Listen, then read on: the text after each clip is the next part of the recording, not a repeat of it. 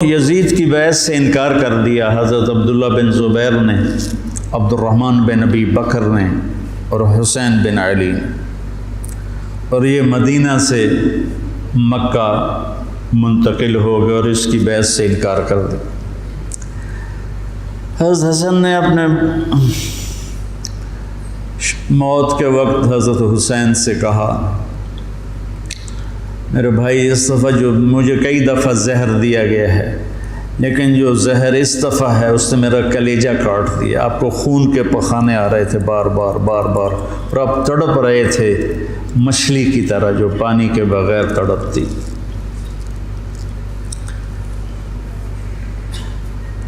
پھر کہنے لگے میرے بھائی میں نے خوب دیکھ لیا ہے،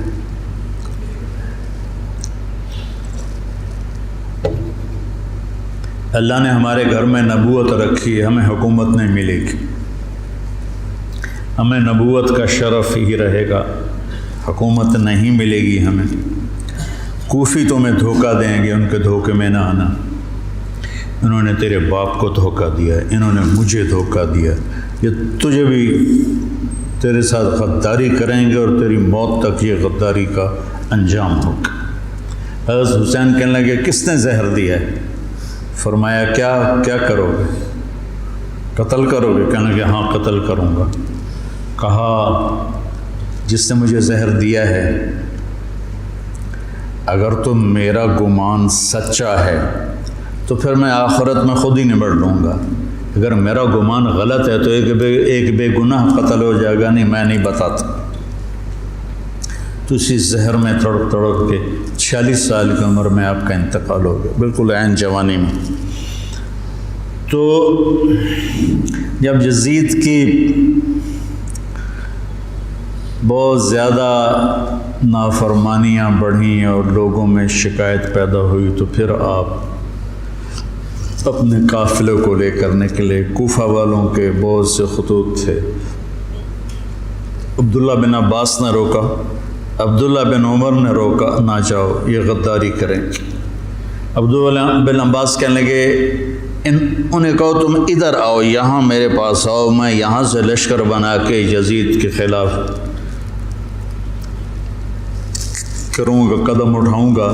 جب تک وہ یہاں نہیں آتے آپ نہ جانا، وہ ایک قدم پہ پھر جاتے ہیں۔ انہوں نے کہا میرے بھائی میں نے خواب دیکھا ہے، اس میں مجھے جانا ہی ہے، اور شہادت ان کو پکار رہی تھی۔ تو نعمان بن بشیر تھے کوفہ کے گورنر، جب یزید کو پتہ چلا کہ امام حسین نکل پڑے ہیں تو اس نے ان کو ہٹا کر عبید اللہ بن زیاد کو گورنر بنا دیا۔ زیاد حضرت علی کا پرجوش ساتھی تھا، اور جنگ صفین میں، جنگ جمل میں حضرت علی کی جانب سے اس نے بہادری کے جوہر دکھائے۔ تو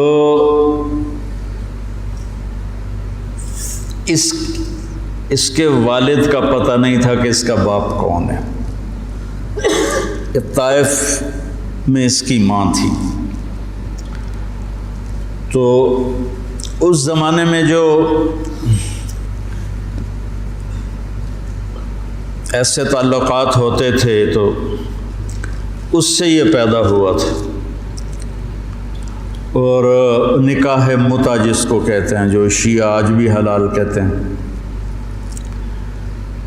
تو حضرت معاویہ رضی اللہ تعالیٰ عنہ نے اس کو اپنے باپ کا صحیح بیٹا تسلیم کر کے اپنے ساتھ ملا لی۔ تو پہلے لکھتے تھے زیاد بن ابی ہے، زیاد بن ابی ہے، زیاد اپنے باپ کا بیٹا، باپ پتہ نہیں کون ہے۔ تو اس کے بعد زیاد بن ابی سفیان ہو گیا۔ تو اس سے اس کو ایک بہت بڑی گارنٹی مل گئی، تو وہ پھر حضرت معاویہ رضی اللہ تعالیٰ عنہ کا پرجوش حامی بن گیا۔ پھر وہ بہت ظالم بنا زیاد۔ اللہ بیٹا خاتمہ اچھا کرے، آدمی کا کچھ پتہ نہیں۔ اس دور کے علی کی صحبت کے لوگ اور ایسے پھر گئے کہ اس کو پھر کوفے بصرے کی ملی گورنری، اس نے ظلم کے پہاڑ توڑے۔ اس نے ایک دفعہ اعلان کیا کہ رات کو کوئی شہر سے باہر نہیں ہوگا، جو ہوگا قتل کیا جائے گا۔ فتنے کا دور تھا، تو وہ ایک رات کو وہ نکلا راؤنڈ لگانے، تو آگے ایک بدو چرواہا بیٹھا ہوا تھا۔ کہنے لگے تم یہاں کیا کر رہے ہو؟ کہا جی میں آیا تھا، میرے ساتھ بھیڑ بکریاں تھیں، تو مجھے دیر ہو گئی تو شہر کے دروازے بند ہو گئے تو میں اندر نہیں جا سکا۔ تو انہوں نے تلوار نکالی، کہا تیرے لیے جنت نا کوفہ سے بہتر ہے، اور گردن اڑا دی اور کہنے لگا زیاد اپنی بات کا پکا ہے۔ اس طرح کا وہ ظالم بن گیا، اور پھر طاعون میں وہ مرا۔ تو اس کا بیٹا تھا عبید اللہ، تو وہ باپ کی طرح وہ بھی ظالم تھا، جیسا باپ ویسا بیٹا۔ تو ابن زیاد آ کر وہاں اس نے کوفے کی حکومت سنبھال لی۔ مسلم بن عقیل رضی اللہ تعالیٰ عنہ کو حضرت امام حسین نے بھیجا تھا حالات کا پتہ کرنے، ان کو پکڑ کے شہید کر دیا۔ تو جب یہ راستے میں تھے تو کوفے سے کچھ لوگ راستے میں ملے، تو آپ نے پوچھا مسلم بن عقیل کا، تو کہا جی ان کو تو شہید کر دیا گیا ہے۔ کہا کوفے والوں کا کیا حال ہے؟ تو انہوں نے کہا دل آپ کے ساتھ ہیں، تلواریں بنو امیہ کے ساتھ۔ دل آپ کے ساتھ ہیں، تلواریں بنو امیہ کے ساتھ۔ تو کچھ لوگوں نے واپسی کا مشورہ دیا کہ واپس چلے، تو حضرت مسلم بن عقیل کے بیٹوں نے کہا اب ہم اس کے خون کا بدلہ لیں گے، ہم واپس جانا ہمارے لیے بزدلی ہے، اور تقدیر ان کو کھینچ کے لائی کربلا کے میدان میں۔ تو ابن زیاد نے حسین بن نمیر کو ایک دستہ دے کر بھیجا کہ ان کو پانی سے دور کہیں روکو، پانی کے قریب نہ ہوں۔ تو اس نے حر بن یزید کو 1000 کا دستہ دے کر کربلا کے میدان میں بھیجا، اور ان کے آنے سے پہلے دریائے فرات کے کنارے کو قابو کر لیا۔ اور آل رسول پہ پانی بند کر دیا جائے، یار کمال کی بات۔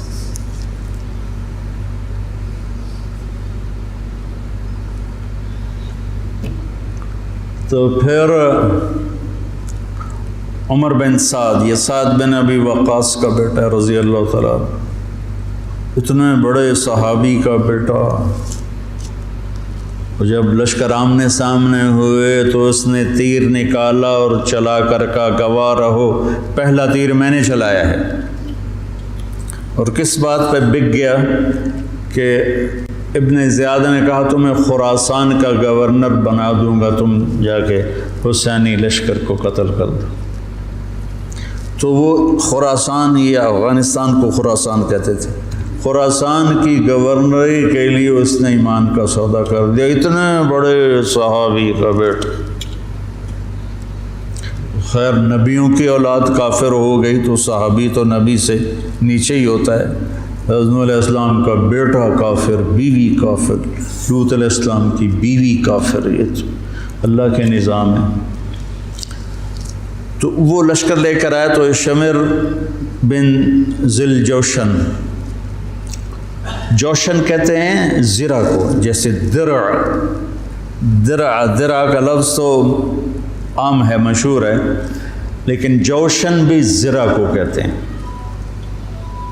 عباسی خلیفہ تھا مقتدر، اس کے دور میں وفد آیا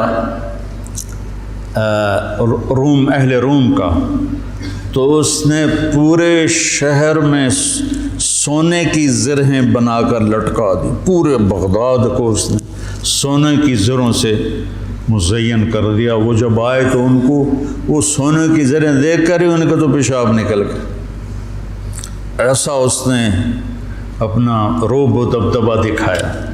تو جوشن کہتے ہیں زرہ کو۔ تو اس کے والد کا نام ہے شرحبیل بن اعور، شرحبیل بن آور اس کے باپ کا نام ہے۔ ذوالجوشن نام نہیں ہے، ذوالجوشن اس لیے ہے کہ عرب میں سب سے پہلی زرہ اس نے پہنی تھی، جو ایران کے بادشاہ نے اس کو دی تھی، تو اس سے اس کا لقب پڑا ذوالجوشن۔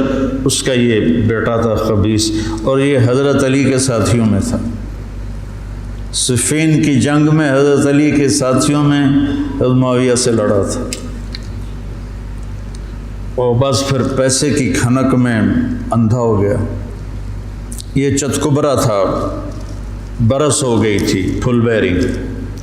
جب لشکر آمنے سامنے ہوئے تو حضرت امام حسین نے فرمایا اللہ اکبر، صدق اللہ و رسولہ، اللہ اکبر، اللہ اس کے رسول نے سچ کہا۔ تو لوگوں نے، ساتھیوں نے پوچھا کیا کہا میں نے اپنے نبی سے سنا، آپ نے فرمایا میں دیکھ رہا ہوں کہ ایک چتکبرا کتا میری اولاد کا خون پی رہا ہے، تو وہ یہ ہے جو سامنے کھڑا ہے۔ تو آپ کے جمعرات کو شمر نے آ کر کہا کہ قتل کرو، جنگ کرو۔ باقی تو عمر بن سعد جو تھا وہ تھا کہ کوئی مسالت کی شکل نکلا، اس نے آ کر کہا جنگ۔ تو آپ نے ان کو پیغام بھیجا مجھے ایک دن کی مہلت دو سوچنے کے لیے۔ وہ دن تھا جمعرات کا، 9 محرم۔ تو بڑے خوش ہو گئے، کہا ٹھیک۔ تو رات کو آپ نے قافلے کو جمع کر کے فرمایا کہ دیکھو انہیں صرف میری طلب ہے، تم میں سے کسی کے ساتھ ان کی دشمنی نہیں ہے، تم مجھے چھوڑ کے چلے جاؤ، میں اپنے آپ کو موت کے لیے پیش کر دوں گا، تم کیوں مرتے ہو میرے لیے؟ تو انہوں نے کہا کہ حسین ہمارا جینا مرنا تیرے ساتھ ہے، ہم تجھے چھوڑ کے کبھی نہیں جائیں گے۔ اور عجب بات ہے، 4000 کا لشکر عمر بن سعد لے کر آیا، 1000 کا حر بن یزید لے کر آیا، 5000 ہو گئے، اور ادھر 32 گھوڑ سوار اور 40 پیدل، 72، 5000 72، کیا جوڑ بنتا، لیکن کیا جگر تھا حسین کا، جو اپنے آپ کو موت کے حوالے کر رہے ہیں، اور پتہ ہے کہ میرے بچے بھی ذبح ہو جائیں گے۔ عاصم کا بازو ٹوٹا، 5 سال کی عمر تھی، میرا جو درمیان والا بیٹا، تو وہ اس کو نہ چڑھا رہے تھے تو اس کی چیخیں نکلی، تو میں بھاگ کے باہر نکل گیا، مجھ سے اس کی چیخیں سنی نہیں گئیں۔ وہ کیا ہے ہستی ہے جس کے سامنے جگر گوشوں کو تلواروں سے ذبح کیا جا رہا ہو، اور اس کے چہرے پر استقامت کے سوا کچھ نہ ہو۔ ادھر آ ستمگر ہنر آزمائیں، تو تیر آزما ہم جگر آزمائیں، نہ کر لبوں کو سی عشق ہے دل لگی نہیں، سینے پہ تیر کھائے جا آگے قدم بڑھائے جا، یعنی زبان حال سے کہہ دے کہ ہاں ستائج۔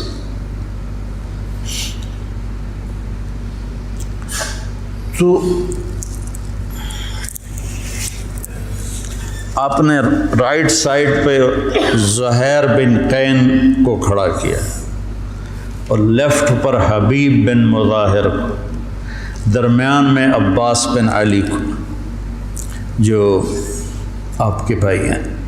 حضرت علی کے 6 بیٹے شہید ہوئے، امام حسین چھٹے ہیں، 5 بھائی آپ کے دوسری ماؤں سے تھے، جو حضرت علی نے شادیاں کیں، حضرت علی نے 8 شادیاں کی تھیں، یہ کہ بات دیکھ رہے، تو 5 وہ اور چھٹے حسین، اور علی کی ساری اولاد اہل بیت ہے۔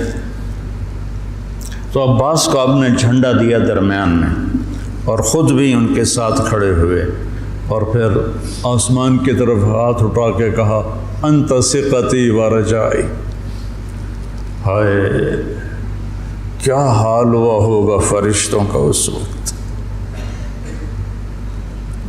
جب آپ کہہ رہے تھے انت ثقتی و رجائی، اللہ تجھ پر ہی میرا بھروسہ ہے اور تجھ پر میری امیدیں ہیں۔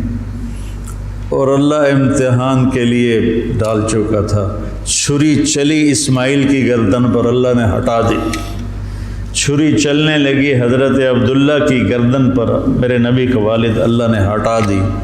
جب حسین کی باری آئی تو چلا تھا۔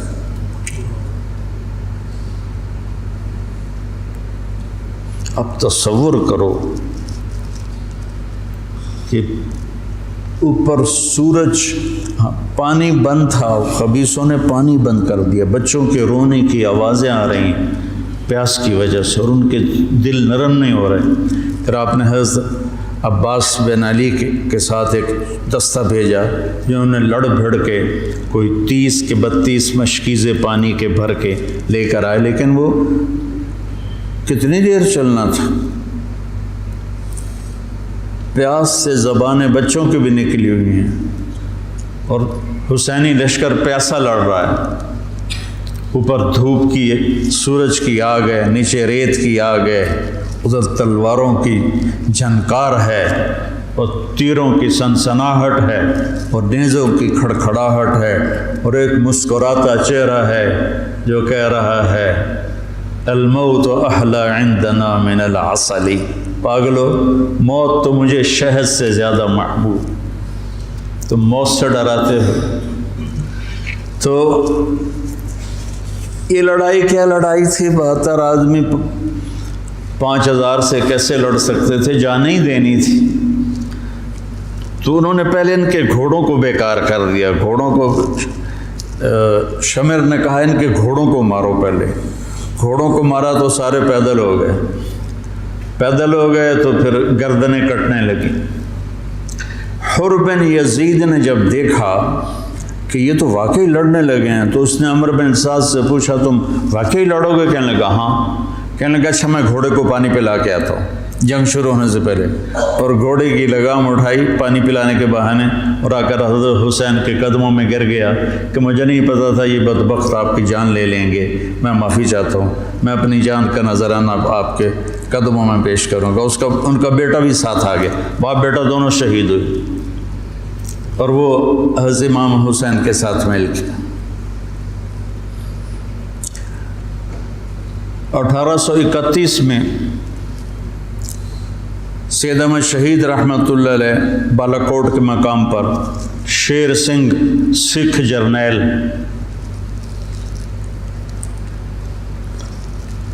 لاہور سے فوج لے کر آئے تھے، یہ چند ہزار تھے۔ جب آمنے سامنے لشکر ہوئے تو ایک سکھ وہاں سے دوڑا،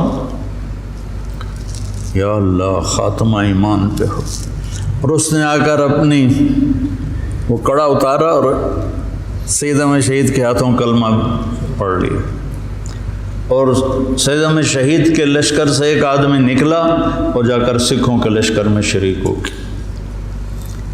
وہ ادھر سے مارا گیا، یہ ادھر سے صرف کلمہ پڑھ کے شہادت کا درجہ پا کے جنت میں چلا گیا۔ اللہ برے خاتمہ سے بچائے، اللہ بری موت سے بچائے۔ اللہ نے ایمان دیا ہے، ایمان پر ہی موت آئے۔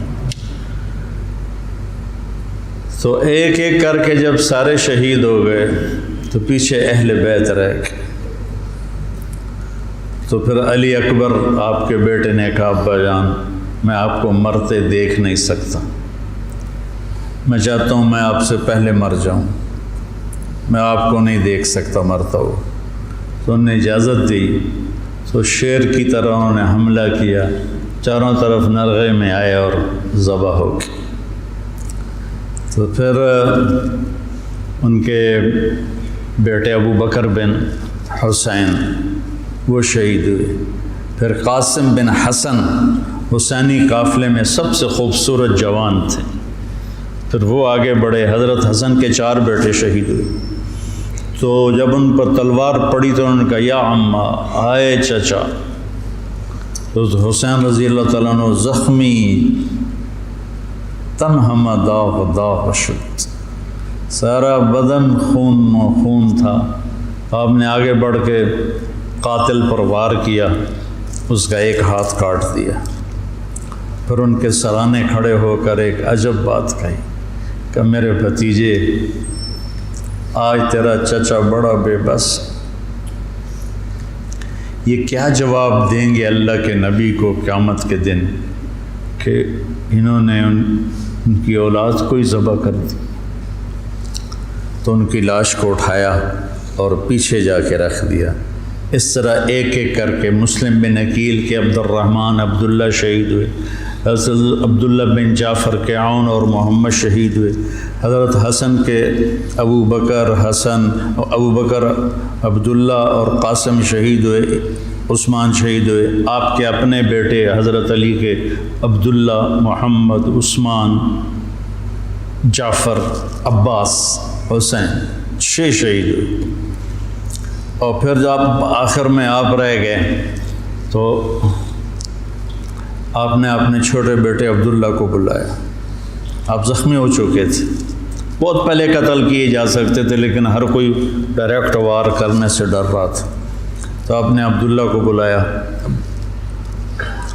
2 سال ان کی عمر تھی، ان کو لے کے گود میں بٹھایا، کیونکہ خیال تھا کہ یہ ظالم بچے کو تو معاف کر دیں گے، لیکن ایک ابن الموقد تھا کوفے کا، اس نے طاق کے تیر مارا۔ تیر خطا بھی ہو سکتا تھا لیکن تقدیر کا امتحان ابھی باقی تھا، تو تیر سیدھا اس بچے کے گلے میں آیا۔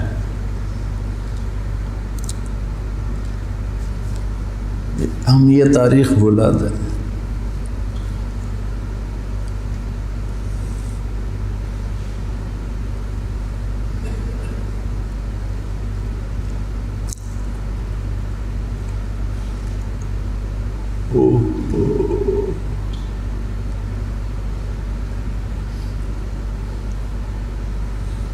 جب عبداللہ کی گردن ڈھلکی، اس وقت حضرت حسین اپنے بیٹے کا خون جو ابل رہا تھا وہ ایسے ہاتھوں میں لے لی اور یوں آسمان کی طرف اٹھا۔ کیا حال ہوا ہوگا اس وقت زمین آسمان کی مخلوق، آسمان کے فرشتوں کا۔ اے اللہ، تو مجھ سے راضی ہے تو میں تجھ سے راضی، لیکن ان سے انتقام تو ہی لینا، انہوں نے تیرے نبی کی اولاد کو ذبح کر دی۔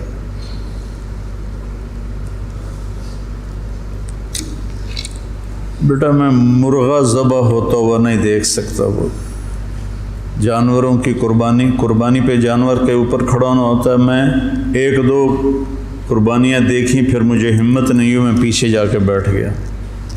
اور یہاں بچے سے 2 سال کا بچہ کتنا پیارا ہوتا ہے، اور اس کے یہاں تیر لگے اور وہ آہ بھی نہ کر سکے، اور باپ کی گود میں اس کی گردن ڈھلک جائے۔ سوچو تو صحیح۔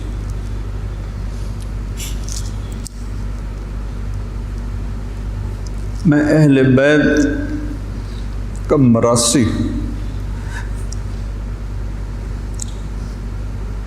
میں 2001 سے روزہ اقدس پہ جاتا تھا اور آپ کا پورا نسب نامہ پڑھ کے آپ کو سلام پیش کرتا تھا۔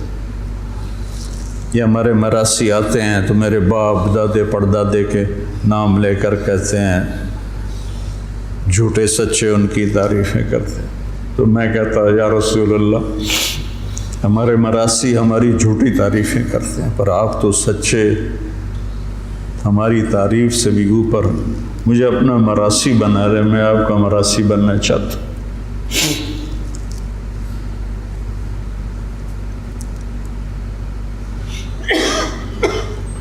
اور پھر میں جیسے یہ ہمارے مراسی کہتے ہیں نا، سرداریاں قائم، دیر آباد، میاں اللہ بخش دے، میاں عنایت علی دے، میاں گانے دے، یہ میرے باپ دادا پردادا۔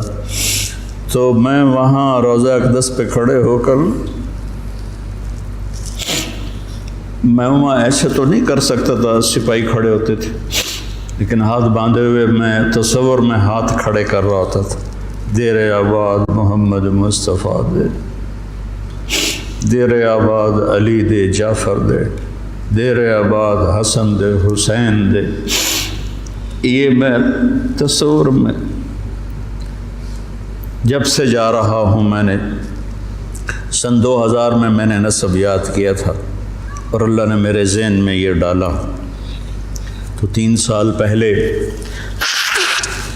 ہارون آباد گیا تھا، تو مغرب کے بعد بیان تھا، تو میں بیٹھا تھا نماز کے انتظار میں، ایک شخص ہے حیدر شاہ ان کا نام تھا، کہنے لگے جی اچھا، اور ہمارے مراسیوں میں ایک مراسی ہے اس کا نام ہے صدیق، وہ بہت مسکین شکل، اس کو دیکھتے ہی ترس آ جاتا،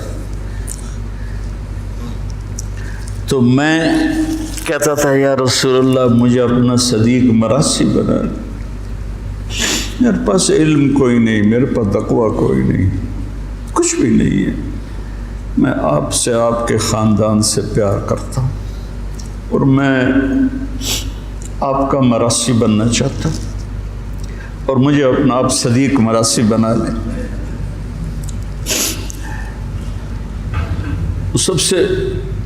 سب سے معصوم اور مسکین شکل کا ہے، بوڑھا ہے، تو وہ حیدر شاہ میرے پاس، اب یہ تو میری اور میرے اللہ کی بات تھی، تو وہ حیدر شاہ تھے، کہنے لگے جی میں نے چند دن پہلے خواب دیکھا ہے، ایک بڑا مجمع ہے، میں نے پوچھا یہ مجمع کیسا ہے، تو انہوں نے کہا یہ مجمع امام حسین کے گرد جمع ہے، تو کہا میں اسے راستہ بنا کے گیا، میں نے کہا السلام علیکم یا امام، تو آپ نے مجھے سلام کا جواب دیا اور فرمایا طارق جمیل سے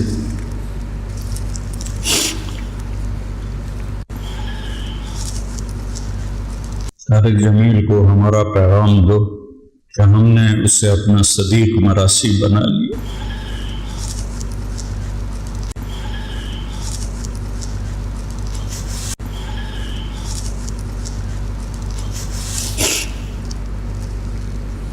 ارقبوا محمدًا فی اہل بیت، یہ اہل بیت کی ضد میں شروع ہو گئی، تو وہ صدیق جو تھا نا، کوئی 6 مہینے سے کہہ رہا تھا فریج لائے دے، فریج لائے دے، میں کہتا تھا بیل بھی پھر میں ہی بھرنا ہوتا تو بھرنا نہیں، تو میں اس کو لے کے نہیں دے رہا تھا، جب اس نے مجھے کہا کہ یہ پیغام ہے تو میں نے آتے ہی کہا صدیق مراسی کو فریج لے کر دو، مولوی شام سے کہا کہ اس کو فریج اٹھوا کے دو،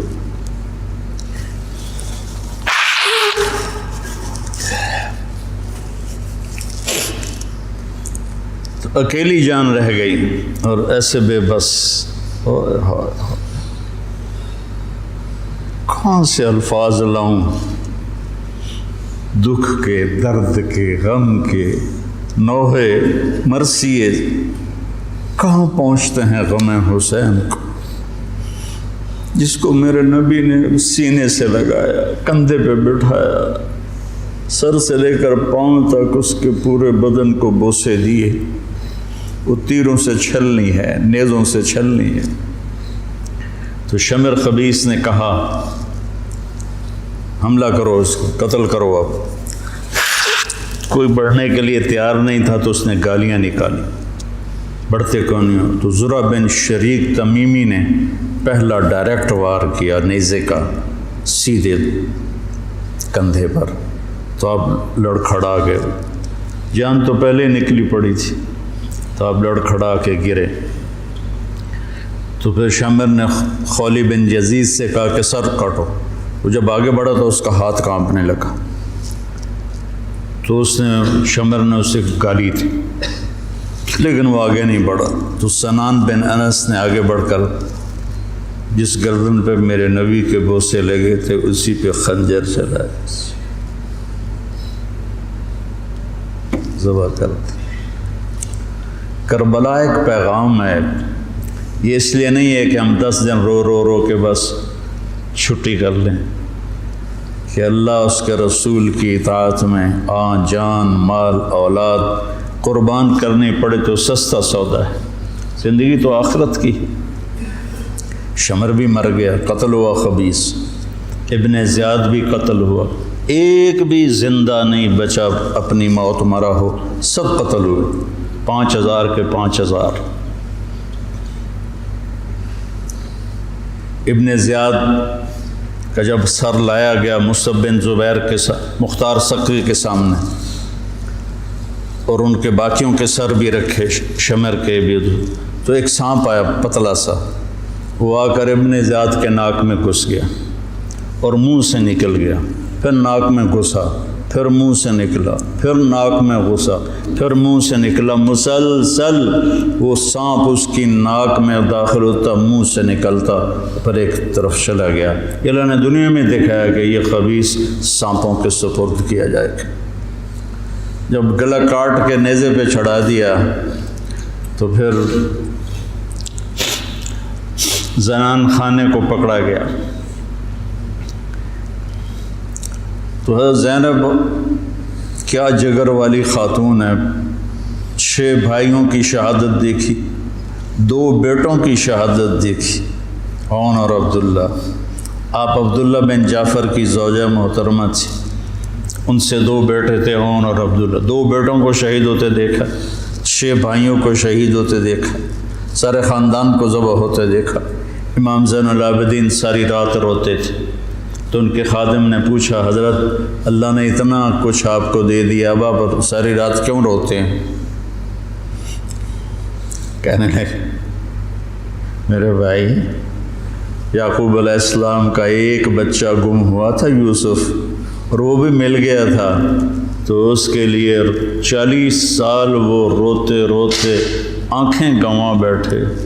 میں نے تو اپنے سارے خاندان کو اپنے سامنے ذبح ہوتے دیکھا، خاندان بھی خاندان نبوت، اور یہاں یزید کا دفاع کیا جا رہا ہے۔ لعنت ہو ایسے لوگوں پر۔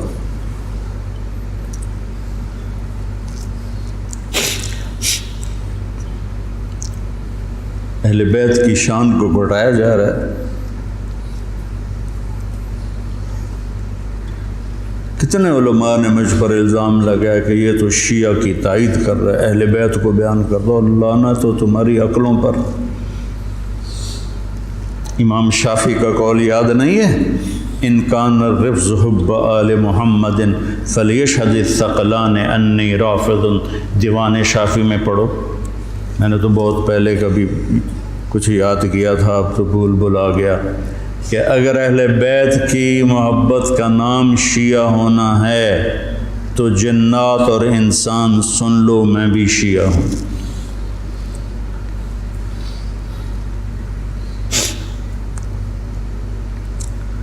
تو جب سر کاٹ کے نیزوں پہ چڑھ گئے اور زینب اور ان کو لے جانے کے، تو آپ نے پیچھے مڑ کے دیکھا تو لاشیں پڑے ہوئے تھے، سر نیزوں پہ چڑھے ہوئے تھے، چھوٹا سا معصوم عبداللہ کا سر بھی نیزے پہ چڑھا ہوا تھا۔ تو انہوں نے کہا، وا محمد وا محمد صلی علیک الالہ و ملک السماء، ہائے محمد، ہائے محمد، آپ پر اللہ کا درود و سلام ہو، زمین آسمان کے بادشاہ کا درود و سلام ہو۔ ھذا حسین بالعراء مزمل الجب مقطع الاضحى،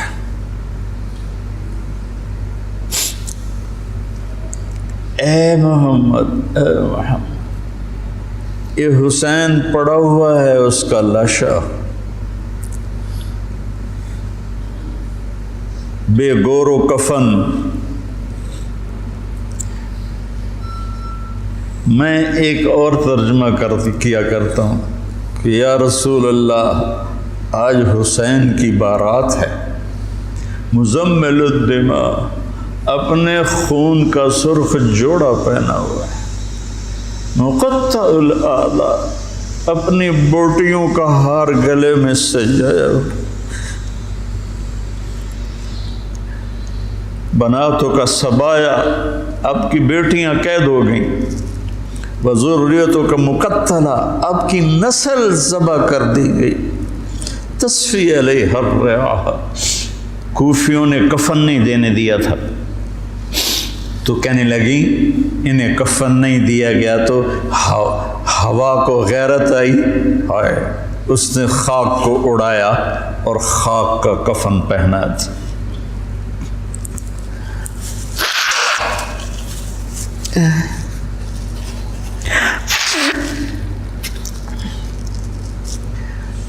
مجھے ایک دفعہ ایک اہل تشریف بھائی کا فون آیا کہ مولانا آپ ہمارے امام بارگاہ میں آ کر 10 دن اہل بیت کی شان بیان کریں، ہم آپ کو خوش کر دیں گے۔ خوش کر دینے کا مطلب آپ سمجھتے ہی ہیں، چنگے چوکھے پیسے دینے تھے۔ پھر انہوں نے مجھے، میں نے کہا میرے بھائی میں اس کا صلہ اہل بیت سے لوں گا، آپ سے نہیں، میں معافی چاہتا ہوں، میں نہیں آؤں گا، میں اہل بیت کی شان بیان کرتا ہوں، ان کا مراثی بن کے، مجھے اس پہ پیسہ نہیں چاہیے۔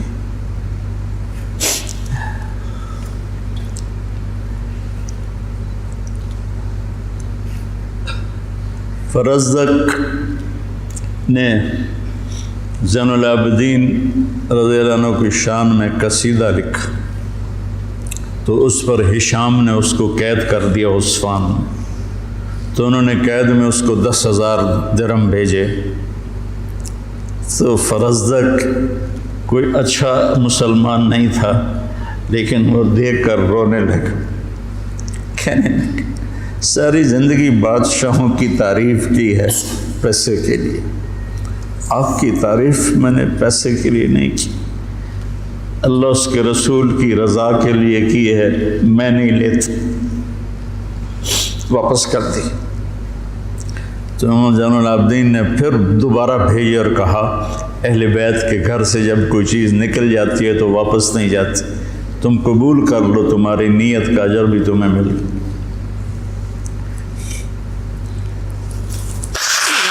کوفے کے بازاروں میں سر پھرائے گئے اور ابن زیاد کے سامنے امام علی کا سر کٹا ہوا، اس نے ہاتھ میں چھڑی تھی، ہونٹوں پہ ماری، 1 دفعہ 2 دفعہ 3 دفعہ، تو زید بن ارقم تڑپ کے کھڑے ہو گئے، کہنے لگے اللہ کے واسطے یہ چھڑی یہاں سے ہٹا لیں، میں نے اپنے نبی کو دیکھا ہے ان ہونٹوں کو چومتے ہوئے، یہاں چھڑی نہ مار، لیکن تو بوڑھا سٹھی آ گیا ہے، ورنہ میں تجھے بھی ساتھ ہی قتل کر دیتا۔ پھر وہ سر شام بھیجا جا رہا ہے اور یزید کے سامنے رکھا جا رہا ہے، پھر وہ چھڑی مار رہا ہے۔ ابو برزہ اسلمی کھڑے ہو کر کہتے ہیں چھڑی نہ مارو ان ہونٹوں کو، میں نے نبی ہونٹوں کے ساتھ لگتے ہوئے دیکھا۔ یہ تو حال کیا ہے اہل بیت کے ساتھ۔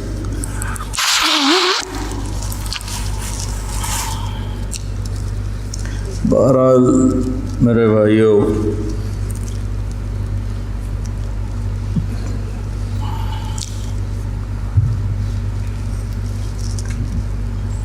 اہل بیت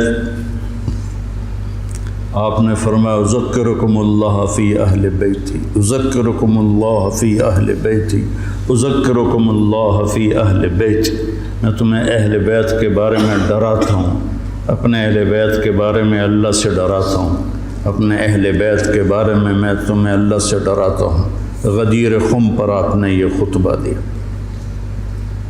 برادہ اسلمی آئے اور حضرت علی کی شکایت کرنے لگے تو آپ نے منہ پھیر لی، پھر شکایت کی تو آپ نے کہا برادہ کیا تجھے یہ پسند ہے کہ جس سے میں پیار کروں تو بھی اس سے پیار کرے؟ کہا جی بالکل، تو کہا پھر میں علی سے پیار کرتا ہوں۔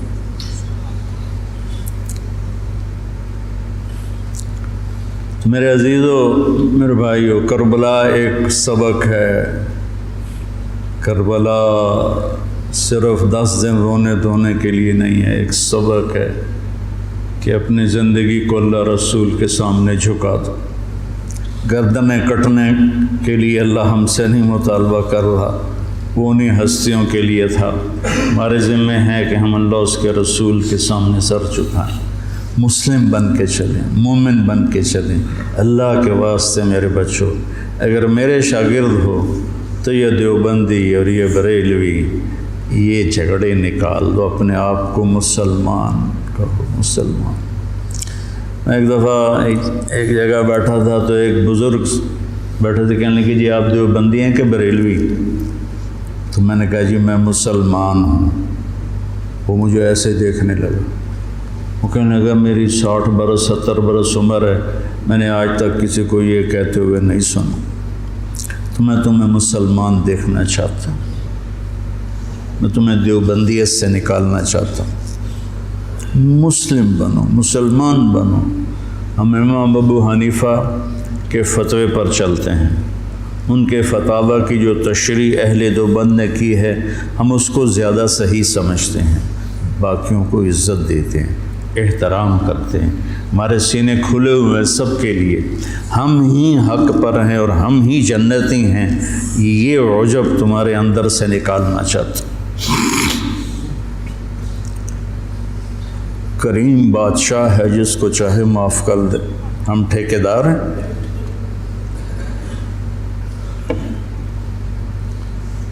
مسلم بنو، مومن بنو، امتی بنو۔ ہم شیعہ ہیں، ہم اہل تشیع ہیں، ہم بریلوی ہیں، ہم اہل حدیث ہیں، ہم دیوبندی ہیں، ان الفاظ کو چھوڑ دو بیٹا۔ پوری دنیا پھرا ہوں، کہیں یہ لعنت نہیں، یہ ساری بر صغیر کی پھیلائی ہوئی لعنت ہے۔ میں تمہیں چاہتا ہوں کہ تم ایک اچھے مسلمان بنو،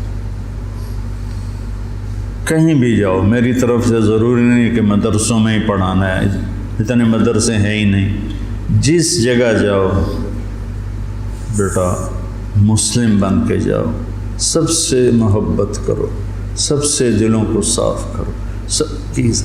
تمہیں پتہ ہے میں یہ طوائفوں کے بازار میں جاتا رہا، ان کے گھروں میں بیٹھتا رہا، ان کو پاس بٹھا کے ان کو دعوت دیتا رہا۔ میرے لیے میں انہیں بیٹی کہتا تھا، وہ رو پڑتی تھی کہ سانتا جی کس سے آئی تائیں بیٹی نہیں آکھیا، تسی سانو بیٹی آکھیا۔ جب مجھے سٹنٹ پڑا اور میں گھر آیا تو ساری طوائفیں مجھے پوچھنے میرے ڈیرے پر آئیں، بری بری، ساری، بوڑھی جوان سب، کہ ہمیں بیٹی آج تک کبھی کسی نے نہیں کہا۔ ایک سے میں نے کہا اپنی بچی کی شادی کر دیں، کہنے لگی آپ کو رشتہ تلاش کر کے دیں۔ میں نے کہا تو خود تلاش کر، کہ مولانا صاحب طوائف دے کوٹھے تے رشتہ لین کون ہوندا؟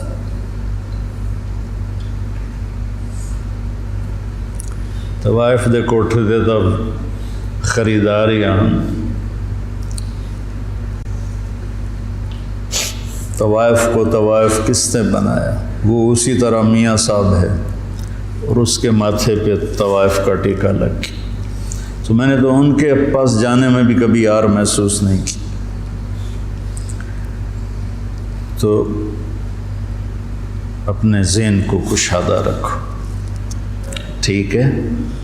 مسلم بنو، مسلم، اس پر اپنے آپ کو قائم رکھو۔ اللہم لک الحمد کما انت اہلہ فصلی علی محمد کما انت اہلہ وافعل بنا ما انت اہلہ انک اہل التقوی و اہل المغفرہ۔ میرے رب، ہم تیرے محبوب کی اولاد کے غم میں جمع ہوئے تھے، میرے مولا ان کے تڑپتے لاشیں، ان کے کٹے ہوئے سر، ان کے بے گور و کفن جسم، وہ پوری امت کو پیغام دے رہے ہیں کہ ہم تیرے بن کے چلیں۔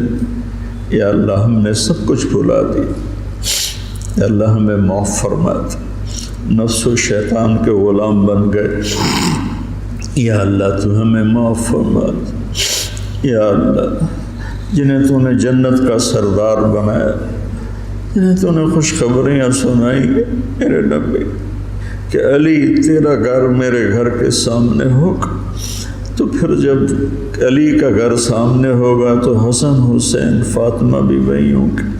اتنے عالی مقام لوگ تیرے نام پہ کٹ گئے میرے مولا، لٹ گئے میرے مولا، لٹ گئے میرے مولا، ٹکڑے ٹکڑے ہو گئے میرے مولا۔ یا اللہ ہمیں اپنے مسلمان ہونے پر ہی شرمندگی محسوس ہوتی ہے، کہاں مسلمان ہونا اور کہاں ہماری غفلتیں ہیں۔ کہاں ہماری نافرمانیاں، ہماری غیبتیں، ہماری نفرتیں، یا اللہ مہربانی کر، مدت ہو گئی امت کو ذبح ہو، یا اللہ یا اللہ، زوال کا دور تو آتا رہا ہے لیکن اتنا لمبا زوال کبھی نہیں ہے۔ 300 سال ہو گئے یا اللہ، تیرے حبیب کی امت گمراہ بھی ہو اور کٹ کٹ کے بھی برباد ہو گئے میرے مولا۔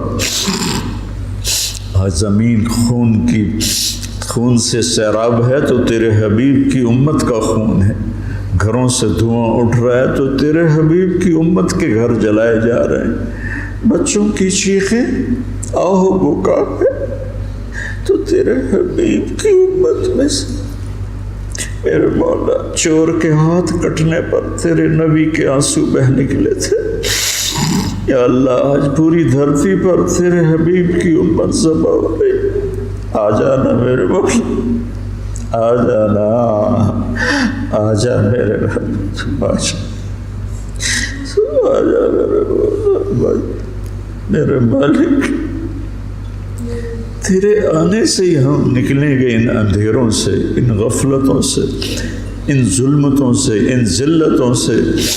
آج تیرے محبوب کی امت کے نوجوان دہریے ہو رہے ہیں میرے مولا، ہماری یونیورسٹیاں، ہمارے اسکول کالج ذبح خانے بن چکے ہیں میرے مولا، ہماری عزتیں تار تار ہیں، ہمارے دامن آلودہ ہیں میرے مالک۔ ہدایت تیرے ہی ہاتھ میں ہے، یہ مدرسے، یہ خانقاہیں، یہ تبلیغ، یہ تو سب کھلونے ہیں میرے مولا، تو ہدایت دے گا تو ملے گی، تیری طرف سے ارادہ ہوگا تو تو ارادہ فرما میرے۔ اب تجھے آج حسین کے خون کا واسطہ دیتے، ان کی مظلومیت کا واسطہ دیتے، ان کی تڑپتی لاش کا ہم تجھے واسطہ دیتے، ان کے کٹے ہوئے سر کا تجھے وہ معصوم گلاب جیسا چہرہ عبداللہ 2 سال کا،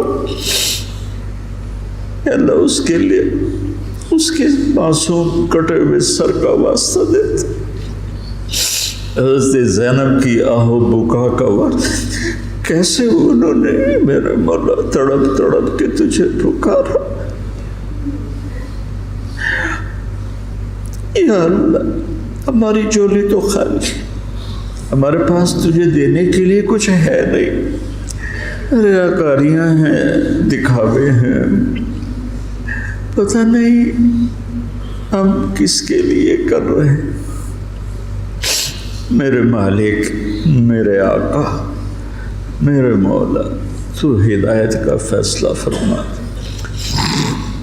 ہمارے دیس کی حفاظت فرما، یہ سازشوں میں گھرا ہوا ہے، اس کی حفاظت فرما، ہمارے مدارس کی حفاظت فرما، ہمارے خانقاہوں کی حفاظت فرما، ہمارے تبلیغ کے کام کی حفاظت فرما۔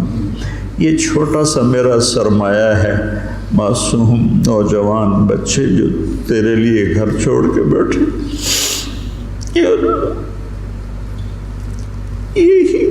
یہی میرا سر، یا اللہ ان نوجوانوں کی تو فیض میرے مولا جو تیرا دین سیکھنے کے لیے گھر چھوڑ کے آئے بیٹھے، یا اللہ یہ میری زراعت ہے، یہ میری کھیتی ہے، یہ میری تجارت، یہ میری تجارت، یا اللہ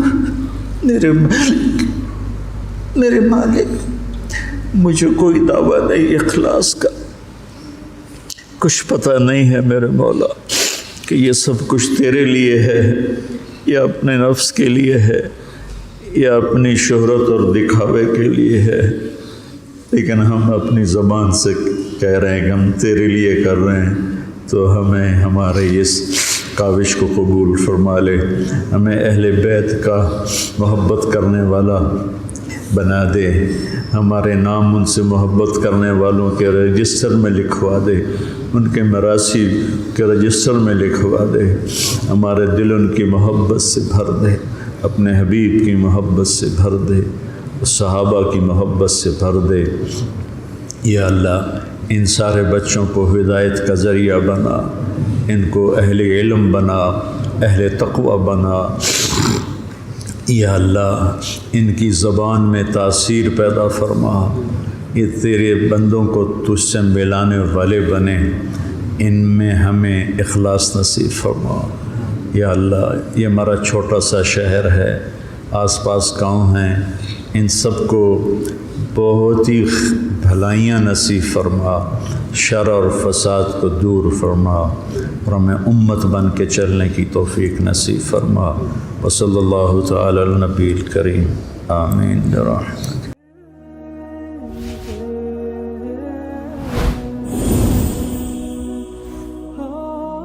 کیا ایسے معصوم بچے جن کے پاس مواقع نہیں ہیں کہ وہ تعلیم حاصل کر سکیں اور معاشرے کا، ملک کا اور قوم کا باعزت فرد بن سکیں، کیا ہمیں ان بچوں کو موقع نہیں دینا چاہیے کہ وہ آگے بڑھیں اور معاشرے کے اندر اپنا مثبت کردار ادا کریں؟ اگر ہم نے ان بچوں کو موقع نہ دیا تو یہ بچے اسی صبح و شام کے آنے جانے میں اپنا مقام کھو بیٹھیں گے۔ اسی لیے MTJ فاؤنڈیشن لا رہا ہے یتیم اور غریب بچوں کے لیے اسکالرشپ کا پروگرام۔ اب ہمارا بچہ پڑھے گا، آگے بڑھے گا اور انشاءاللہ سارے جہان کو منور کرے گا۔